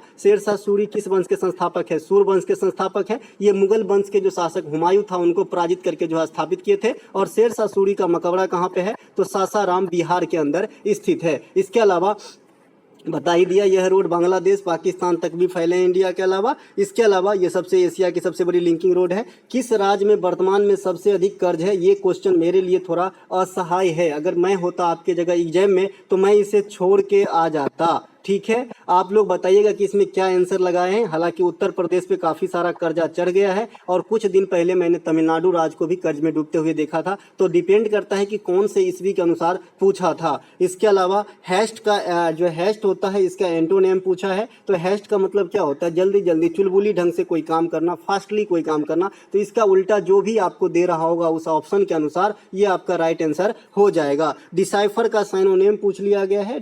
डिसाइफर का क्या होता है कि हार्ड टू अंडरस्टैंड, किसी गूढ़ चीज को पढ़ लेना, समझ लेना, ठीक है, किसी गूढ़ चीज को पढ़ लेना, समझ लेना। बोलते हैं ना, मैं तुम्हारे आंखों में देख के तुम्हारी भाव जान जाता हूं, तो ये क्या हो गया भाई, डिसाइफर काम कर रहा है, ठीक है। तो ये जो है इसका उल्टा सिनोनिम ही पूछा है, तो जो भी समझने से मीनिंग देता होगा, जो भी तेज होने से मीनिंग देता होगा, वो आपका राइट आंसर हो जाएगा। इनके अलावा नियॉन का इलेक्ट्रॉनिक विन्यास पूछा गया है, तो 1s2 2s2 2p6 होगा नियॉन का विन्यास, क्योंकि 2 2 4 6 10 होता है नियॉन का आपका परमाणु क्रमांक, है ना। और 1s2 2s2 2p6 है ना। इस प्रकार से अगर आगे रहता 12 तो 3s2 कर देते, तो इस प्रकार से इलेक्ट्रॉनिक विन्यास का क्रम चलता है। एक दिन ऐसा होगा कि इलेक्ट्रॉनिक विन्यास भी मैं छोटा सा वीडियो ले आऊंगा, जिसमें आपकी सारी डॉट क्लियर हो जाएगी। नियॉन एक अक्रिय गैस है जिसका इस्तेमाल लैंप वगैरह बनाने में होता है। अब देखिए H2SO4 से इन्होंने संकरण या कुछ ऐसा लिखा है कि पूछा था। देखिए क्वेश्चन मेरे हिसाब से क्लियर नहीं हो पाया, इसीलिए मैं इसे छोड़ दिया हूँ। ठीक है, अगर बॉन्ड वगैरह पूछा होता कि इसमें क्या होती है तो मैं बता सकता था, लेकिन इसमें संकरण लिखा है। जो बच्चा लिखे हैं, क्या था नाम इनका, अतुल जी थे और एक कृष्णा थे, तो इन्होंने दोनों ने संकरण ही लिखा है। तो हो सकता है कि संकरण पूछा हो, लेकिन आगे कुछ और वर्ड जरूर होगा। तो बताइएगा कि ये क्वेश्चन क्या था। वैसे H2SO4 को रसायन का राजा कहा जाता है और ऑयल ऑफ विट्रियोल कहा जाता है। बैटरी में इसे हम भरते हैं। कोशिका का खोज किसने किया था, ये भी आ गया था। तो रॉबर्ट हुक 1665 में, और जीवित कोशिका का खोज 1674 में ल्यूवेनहॉक ने किया था। पादप कोशिका में पिगमेंट और आपका जो है क्या होता है, सेल वाल होता है। सेल वाल पौधों में क्या देता है, आकार और मजबूती देता है। तो ये बात भी ध्यान रखना है। मैंने इसे याद रखने के लिए बता दिया था। जैसे प्रभु ने हम लोगों को स्केलेटन दिया, मतलब एक ढांचा दिया, एक कंकाल तंत्र दिया कि जा बेटे जी ले एकदम मजबूती के साथ, उसी प्रकार से पेड़ पौधे को भी दिया कि जा भाई तू भी मजे कर, तू भी अपने स्ट्रक्चर में रह, अपने शरीर को मजबूत बना, ताकि जल्दी से जो है कोई तुम्हें काट ना पाए। फिर भी लोग जो है बहुत ज्यादा काट रहे हैं भाई, बिल्डिंग वगैरह बनाने के लिए या फिर अपने इस्तेमाल के लिए। हिमाचल प्रदेश का कोई नृत्य पूछा गया था, ऑप्शन नहीं है मेरे पास, लेकिन यहाँ पे नाटी डांस, कल्लू दशहरा, शिवरात्रि का त्योहार, फागली महोत्सव, बूढ़ी दिवाली, बैसाखी का त्योहार, चूंकि पंजाब हरियाणा में होता है तो हिमाचल प्रदेश के भी कुछ पार्ट में होती है। देखिए बूढ़ी दिवाली भी हिमाचल प्रदेश में होती है, और एक आपका जो है, एक तो दिवाली होता है और एक आपका देव दिवाली होता है। देव दिवाली कहाँ पे होता है, उत्तर प्रदेश के अंदर होता है। तो ये बात भी ध्यान रखेंगे, खास करके बनारस वाले इलाके में। इसके अलावा भारतीय हॉकी टीम के कोच पूछ लिया है। तो क्रेग फुलटन जो है, ये भारतीय पुरुष वाला हॉकी टीम के वर्तमान में कोच है। देखिए अंडर 17 का पूछा होगा तो फिर मामला बदल जाएगा। ठीक है, क्रेग फुलटन बताइएगा कि ये था कि नहीं। भारतीय क्रिकेट टीम के कोच राहुल द्रविड़ है। भारतीय महिला टीम के कोच जो है रमेश पवार है, क्रिकेट की बात कर रहे हैं। भारतीय महिला हॉकी टीम के कोच जे सोपमैन है। तो ये बात भी ध्यान रखेंगे, ये भी महिला है। मध्य प्रदेश के किस डिस्ट्रिक्ट में सबसे अधिक तांबा पाया जाता है, तो मलाजखंड जगह का नाम है, बालाघाट जिला है। तो यहाँ पे जो है सबसे ज्यादा तांबा पाया जाता है। वैसे तांबा सबसे अधिक इंडिया में खेतरी प्रसिद्ध है, और खेतरी कहाँ पे है, राजस्थान के अंदर है। कोलार गोल्ड फील्ड का नाम आपने सुना होगा, KGF फील्ड आपने देखा होगा फिल्म, रॉकी भाई वाला है ना। तो ये आपका कहाँ पे है, कर्नाटक में है, जहाँ पे सोना मिलती है। मध्य प्रदेश के पन्ना में आपका हीरा मिलती है। इसके अलावा उड़ीसा के बादाम पहाड़ी में आपका हेमाटाइट यानी लौह अयस्क मिलता है।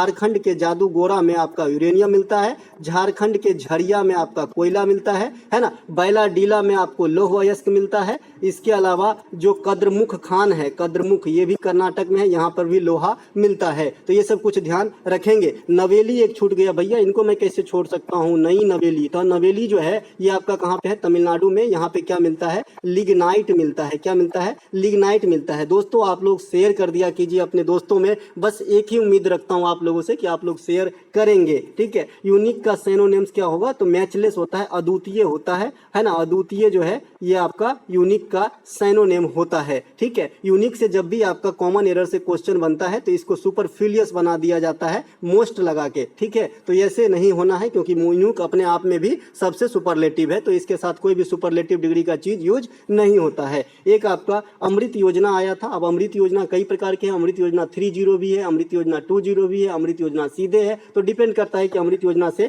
क्या क्वेश्चन आया था। वैसे राजस्थान में भी एक अमृत योजना चलाई गई है। तो दोस्तों ये थे आज के थर्ड शिफ्ट के सभी प्रश्न। अगर आपको अच्छा लगा हो तो लाइक कर ही लीजिएगा, और अगर आप चैनल पे पहली बार विजिट कर रहे हैं तो सब्सक्राइब कर सकते हैं तो कर लीजिएगा, और अपने दोस्तों में शेयर जरूर कीजिएगा, ताकि आप जो मतलब ये जो कंटेंट है दूसरे तक भी पहुंच जाए, है ना। मिलेंगे हम अगले वीडियो में कंबाइंड शिफ्ट वाले में, तब तक के लिए जय हिंद।